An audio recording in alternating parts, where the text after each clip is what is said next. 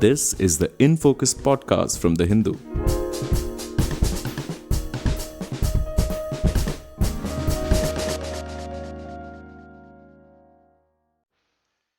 Hello and welcome to another episode of the In Focus podcast. I am Vinaya Deshpande Pandit, your host for this episode. Today, we are going to talk about the classical language status being given to Marathi. On 3rd of October, we saw that the government of India announced classical language status to 4 languages. Marathi was one of them. We've been hearing how there has been joyous and applauding reactions coming in from Maharashtra. There have been certain debates as well on whether Marathi should be given classical language status or not. To talk about this entire journey of how this process began, what were the various landmark steps that were taken. Remember, there was a point when lakhs of postcards were also written to the President of India requesting for classical language status to Marathi. We have seen that this has been a long drawn struggle from Maharashtra. And to talk about more of it, I am being joined by Professor Sadananda More, who's a renowned academician and just 2 days ago who was also here in Mumbai when the Prime Minister of India was here to celebrate that momentous occasion. Sadanand More, sir, thank you so much for your precious time and thank you so much for speaking to the Hindu. I want to ask you, sir, we have seen that on one hand, as soon as this decision was announced, there was a battle of credit that began in Maharashtra politics. But as an academician yourself, I want to understand what this long drawn process has been. For how long has this process been going on, and what were the landmark steps in it? See, thank you very much. You said it correctly. I am an academician and I have nothing to do with politics. Whatever I would like to put before you will be simply something historical and something academic. So you are asking me about the whole history of this process. Okay. So according to best of my knowledge, it was just, at the beginning of this century itself. Okay. That such a kind of provision was made by the central government perhaps. And during 2004 and 5, Sanskrit and Tamil, these 2 languages were given the status of classical language. Then there was a turn of other southern languages also. That is to say Telugu and even Kannada. And perhaps it was in 2013 that even Malayalam was also given that kind of status. So when it comes to Maharashtra began this kind of, you can say, movement or even move in 2012. In 2012, they set up a committee for this kind of, fruit, you can say, result that now our language should be given this kind of status. And in that was under the chairmanship of Professor Rangnath Pachare. And the committee was supposed to submit the report initially within 3 months. However, or somehow or the other, the committee couldn't accomplish the task within 3 months, and they went on asking for, you can say, the extension. And then it almost took 2013, May or something like that, when they submitted the report. According to best of my knowledge, again, it is based on the government documents. It was submitted perhaps in Marathi. Okay. And definitely the central government would ask for the report in English. Then it took almost November, etc. For that kind of submission in English. Think it was Prithviraj Chavan who was the chief minister at that time. Yes. He was leading the government. He was the chief minister of Maharashtra. But before that, you can say, or during the same time, these 2 states were attempting for that kind of status simultaneously or parallel to each other. It was Odisha, and they were asking it for Odia language. And they submitted the report on time. Very short time compared to the committee in Maharashtra. Okay. It was in I mean, almost July, etc., 13, like that. It was full-fledged report. I mean, they didn't wait for translating it and again submitting it to the central government. And when they submitted that is to say, the translation in English, that is say Maharashtra, uh, till then, the Odia people were asking for what is the status quo? We have already submitted. What are you going to do with us? That was in November 2013. So the process for the Odia had already begun when we submitted it. This is the difference between Maharashtra people and Odia people. So then the process was completed, and they had it at the beginning of 2014. Perhaps it was February. Till then, there was nothing happened with reference to Marathi language. Okay, and when it was declared that the status was given to Odia language, then perhaps the Maharashtra government might have reminded them and so forth and all those things. But till then, the elections were declared, the code of conduct was declared, the elections of Lok Sabha, and then the issue was simply, oh, baste mein chala gaya. At that time, yeah, it was sidelined, and then the government changed. The new government assumed, that is the Modi government assumed the power, and then perhaps they were new people, newcomers. They could be having some other issues to decide and to tackle, etc., etc. Some or the other, that was perhaps not paid the attention. This is how people say. I don't know what exactly happened, but one can also be aware of the fact that the other states were also, I mean, at that time they also became aware, and they also start asking the status. I mean, not necessarily these states as such, because, for example, there was language Pali, Gujarati, and Bengali and Assamese.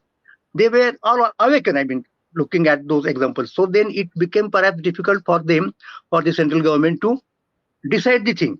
Okay, this could be one of the practical reasons why the decision was delayed. I'm not supposed to know it. I am just guessing it. But the point is that, because we have seen that there will be division of opinion when it will come to the timing of such a step. We know that within the next month and a half, there's an election in Maharashtra. We know that is a difference too. I am not concerned with political issues, not at all. When is the election and when it was declared, nothing to do. I am just looking at the thing from the academic point of view. Absolutely, okay, non-political.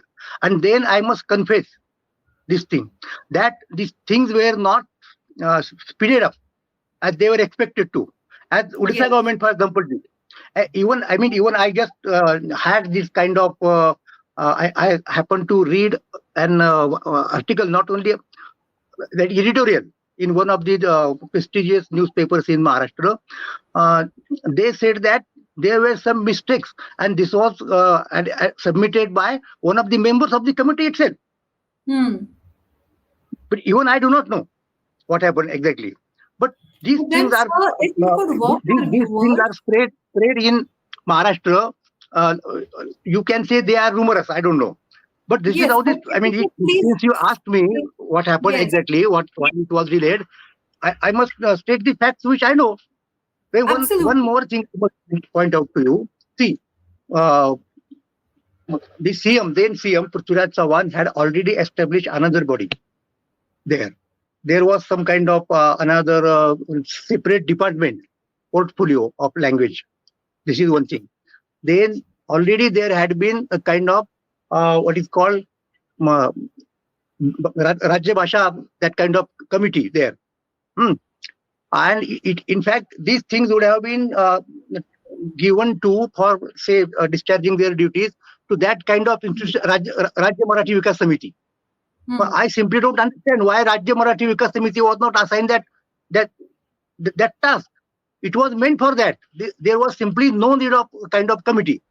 So you are saying that after the Pathare committee submitted its report, there were some procedural lapses that took place since that time, which also caused the delay. This is what I have heard. No, but what I am trying to point out is that the particular institution set by the government for the development, etc., of the language itself. containing a good number of staff. Hmm. It could have been, assigned to them, but okay, the committee was there. Now, if you happen to compare the committee, Maharashtra committee, with the Odia committee, then there was Devi Prasanna Pattanayak, who chaired that thing in Odisha, who was a very well-known, renowned linguist, who was the founder, president, or chairman of the Central Institute of Indian Languages in Mysore. Hmm. He had a good number of works. Even he was given a Padma Shri degree. You can say, okay, by Right. the central government already.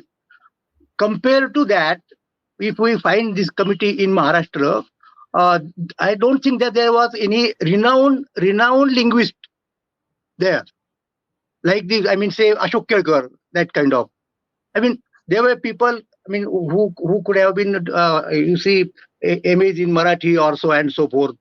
But so far as this is a technical issue, you see, madam, and So, with respect to I think. technicalities, okay, if I may Hmm, request you, take our viewers through the procedure when a language, when a state requests the center that a particular language should be declared as a classical language, what are the yeah. criteria that the language needs to fulfill in No, order no, to see, be made an elite okay, language? okay, okay, okay, okay.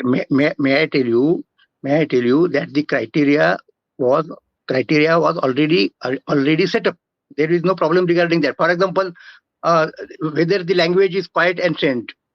This is one thing. Whether there historically it persisted, there must be historicity, continuity, and whether there was a creation of very, important works there.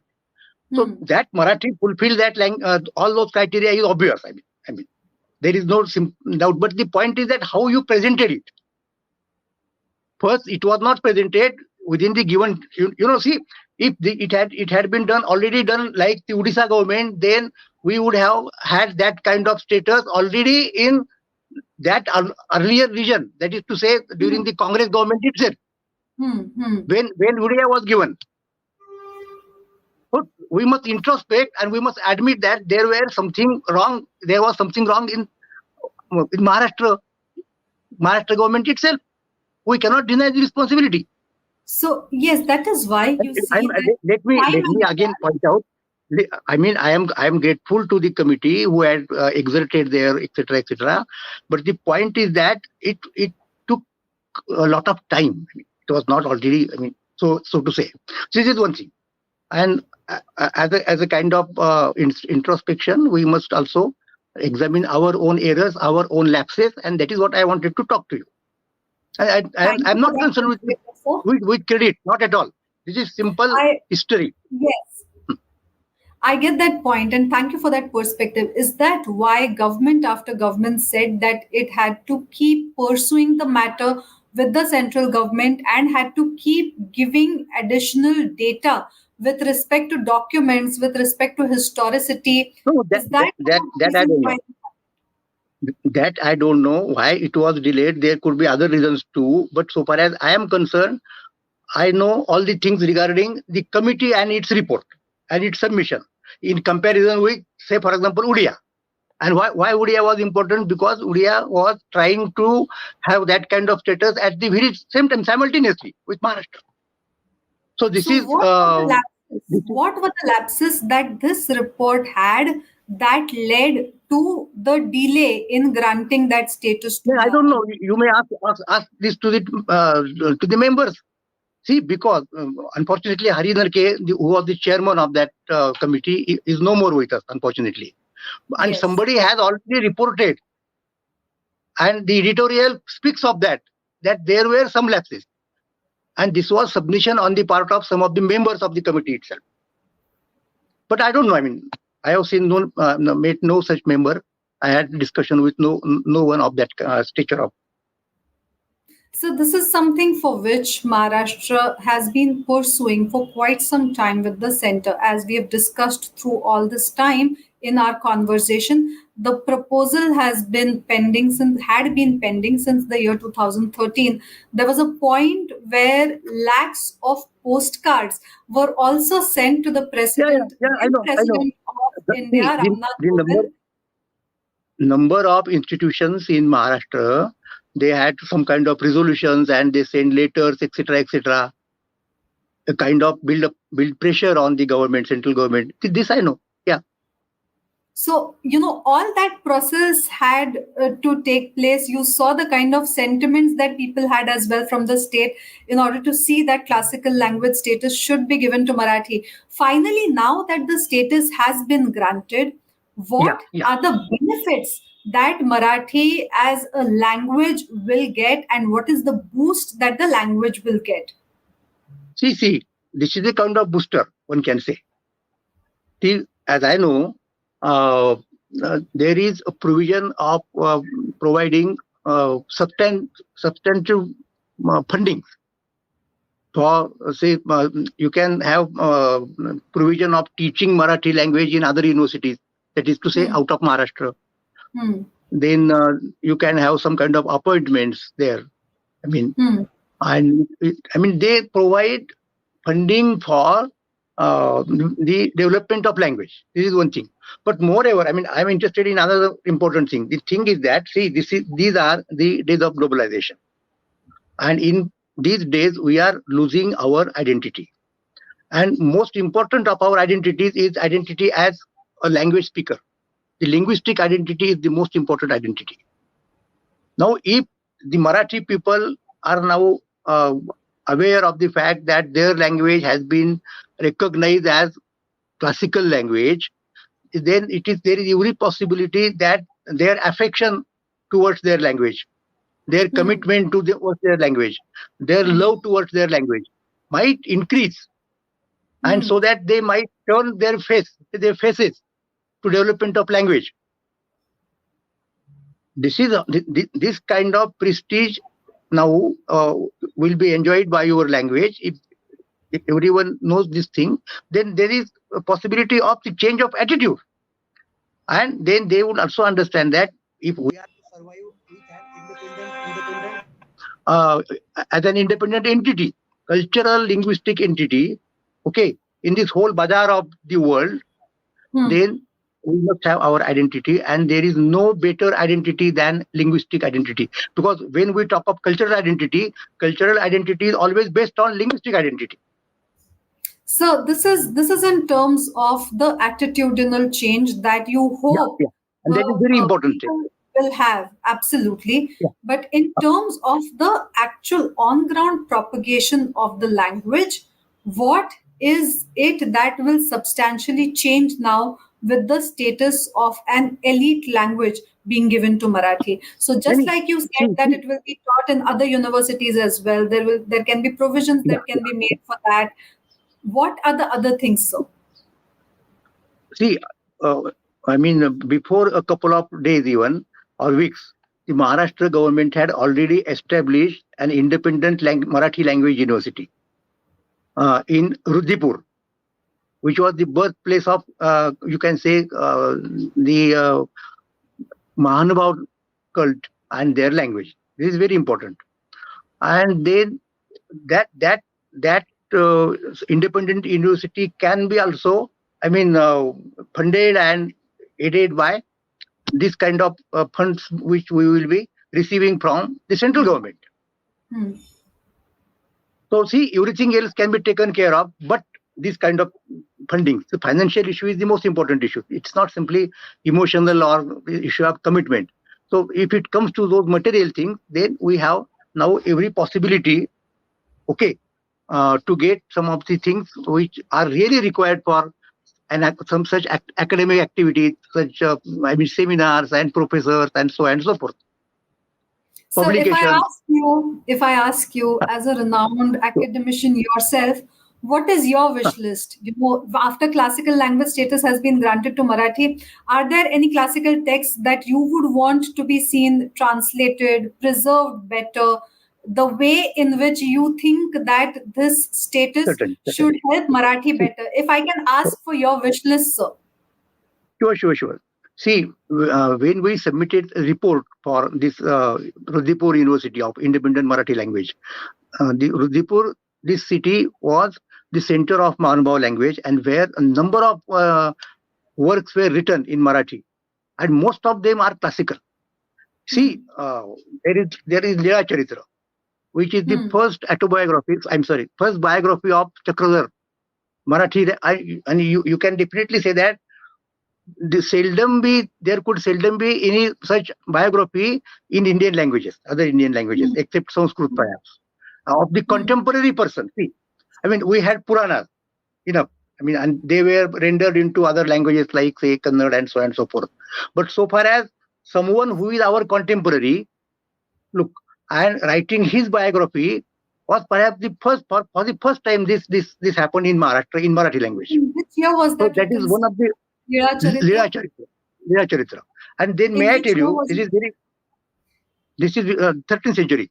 Then let me tell you one important thing, that Mahanbhav cult accepted Chakradhar as an incarnation of the God Almighty himself. And therefore what he said, that is to say what was delivered by Chakradhar as by the way of speeches and conversations, so on and so forth, those things were given the kind of authenticity, pramanya. Okay, like say Bible or Quran or Vedas or Bhagavad Gita. And then the most important and most vital issue for them was to interpret, because the interpretation must be authentic, otherwise it was a kind of crime committed against the God. So they developed an independent methodology of interpretation, independent hermeneutics. I must say I'm proud of that fact that apart from Sanskrit, here is the only Indian language which had its own hermeneutics. So that needs to be translated. And you think Of course, that is your wish list? Yeah, I will point out one more thing. Take example of Naneshwari. Naneshwari was the first interpretation of Bhagavad Gita, first commentary on Bhagavad Gita in non-Sanskrit languages of India. And it dates before any important work in Europe. I mean, that Italian was the most developed language, at that time in Europe. It was the language of Renaissance. And the first important work in Italian and naturally in all the European languages was Dante's Divine Commedia. So Naneshwari was written before that. Now you can see the importance. Around 13th century or so, sir? Yeah. So these things need to be taken care of from the modern perspective. They need to be presented with all the nuances, etc., all the subtleties, and they could be now placed before the world for their consideration, of course, comparative consideration. Sure. So, sir, let me encapsulate this entire discussion for our viewers.